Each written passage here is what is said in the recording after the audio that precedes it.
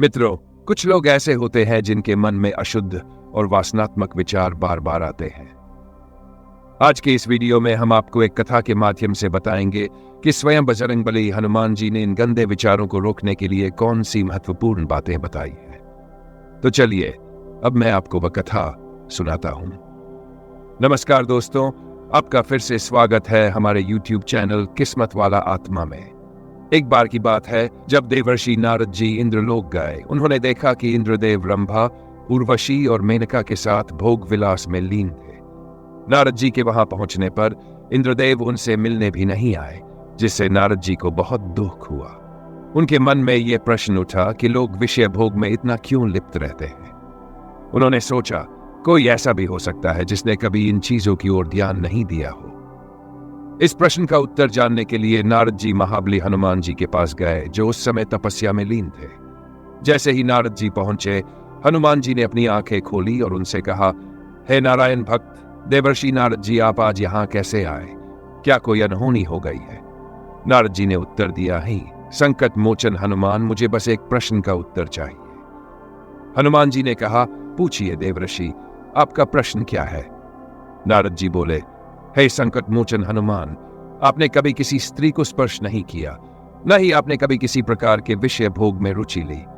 पर जब मैं इंद्रलोक पहुंचा तो इंद्रदेव मुझे मिले तक नहीं, क्योंकि वह वासनात्मक विचारों में डूबे थे।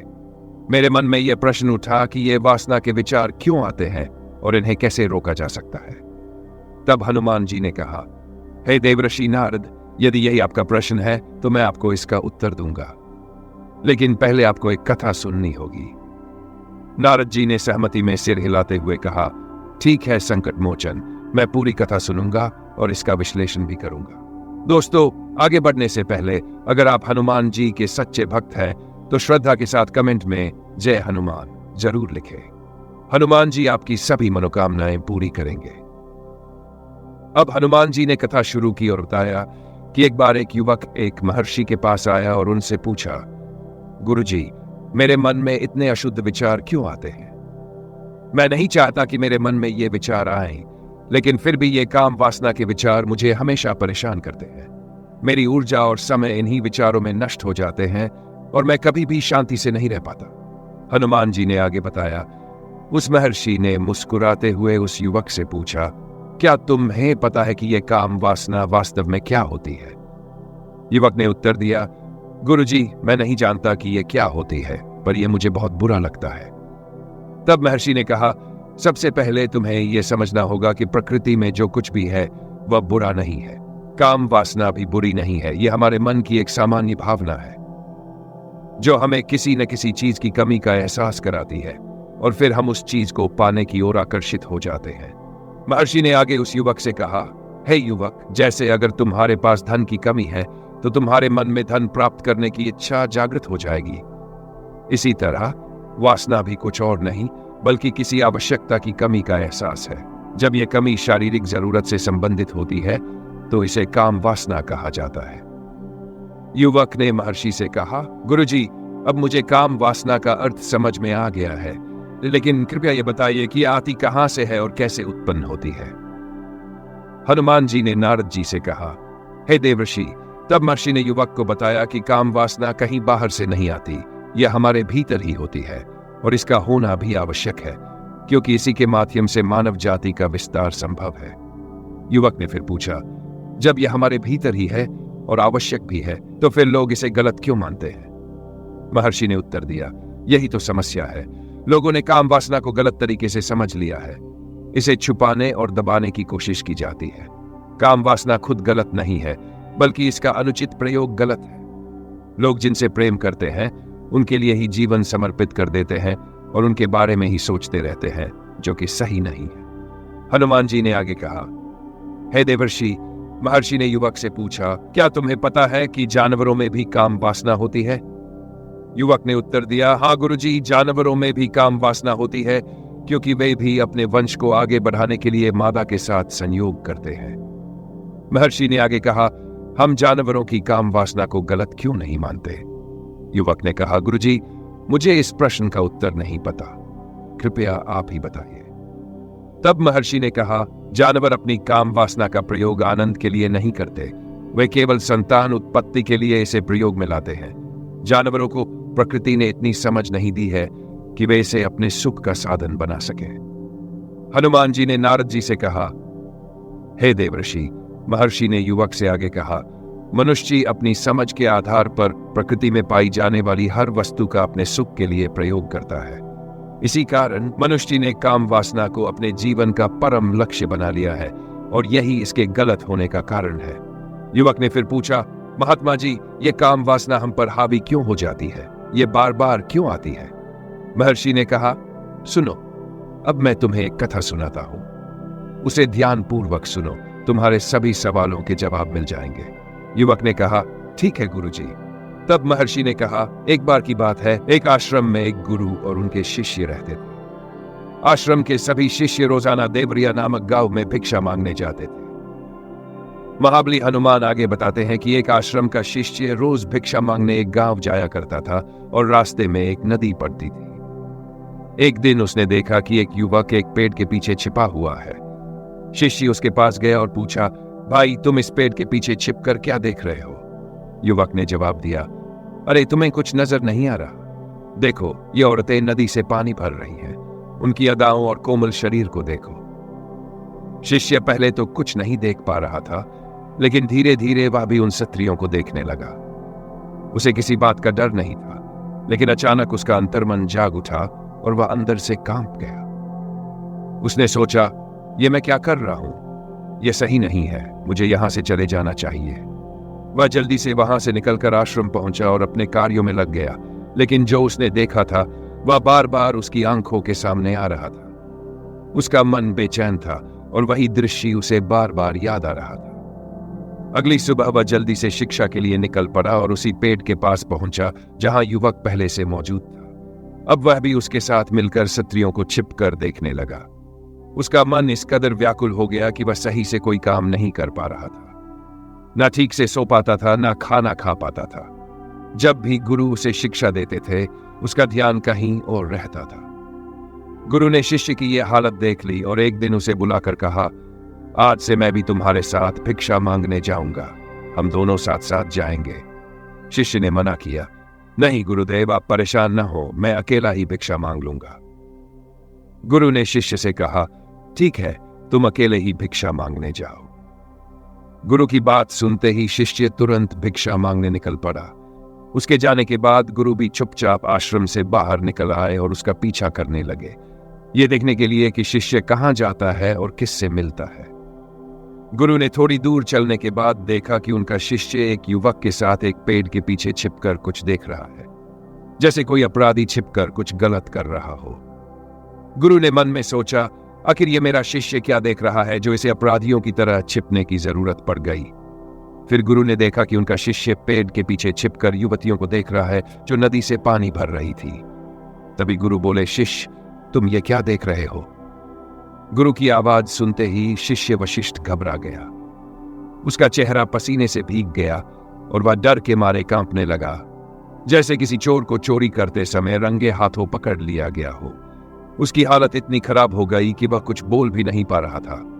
वह अपने गुरु की आंखों में देख तक नहीं पा रहा था। गुरु ने उसकी ओर देखा और कहा, मेरा शिष्य तो निर्भय था, उसे किसी चीज का डर नहीं था, लेकिन यह क्या, तुम तो डर के मारे कांप रहे हो। शिष्य ने कांपते हुए कहा, गुरुदेव, मुझे माफ कर दीजिए, मेरा इसमें कोई दोष नहीं है, इस युवक ने ही मुझे बहका दिया है, लेकिन मैं आपसे वादा करता हूं कि आज के बाद ऐसा कभी नहीं करूंगा। गुरु ने शिष्य से कहा, कोई बात नहीं, पर इस बात का ध्यान रखना कि हम जिस संगति में रहते हैं उसी का असर हम पर पड़ता है। जैसे संगति होती है वैसा ही हमारा आचरण बनता है।